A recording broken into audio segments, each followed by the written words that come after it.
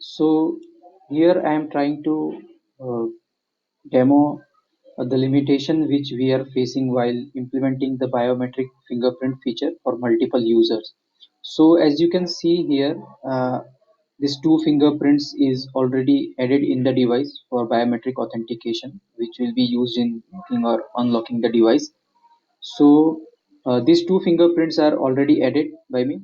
So let me start with my current demo application and try to explain what is the current limitation here.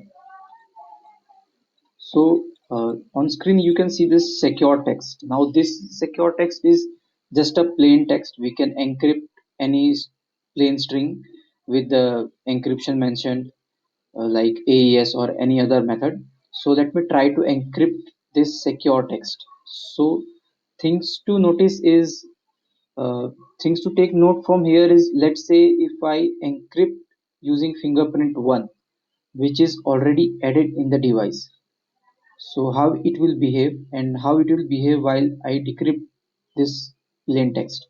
So let me first start with encrypting. So when I click on encrypt, it will just take a confirmation from me to input the fingerprint. So as you can see, these are 10 fingers are allowed here.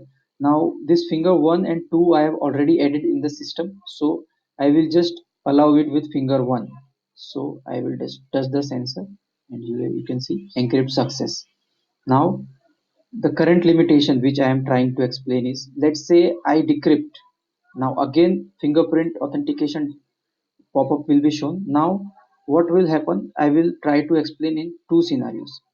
So first I have encrypted using finger 1. Now even if I encrypt using finger 2, then also it will decrypt the plain text. So the answer here is, this fingerprint thing is not, the plain text encryption or decryption is not mapped to any particular specific fingerprint, because the unique id or something related to fingerprint is not provided by Android or even in iOS. So the thing is, this finger 1 and finger 2 is already added in the system, so they will just uh, throw me either true or false, that validation succeed or validation fail. So if finger 2 is not added there, so finger 3 is, if finger 2 is already added there, so finger 1 and finger 2 will unlock or decrypt the data. Now if I try to uh, encrypt using finger 1, let's say here I use finger 1, and now I try to decrypt using finger 3. Let's say it's an invalid finger or any finger which is not added in the device. So any finger, let's say 8. So here it will not recognize, error will be thrown. Now if I decrypt is using finger 2, it will be successfully decrypted. So the point here is that finger 1, the from both of the fingers any finger can encrypt or any finger can decrypt.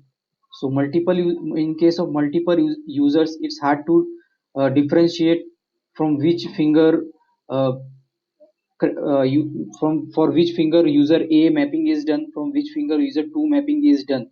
So at the time of decryption it's hard to differentiate, because the fingerprint data is just giving the final value either true or false. If those fingers are already added, then the value will be decrypted. If those fingers are not recognized by system or not added, then they will throw false error or authentication failed.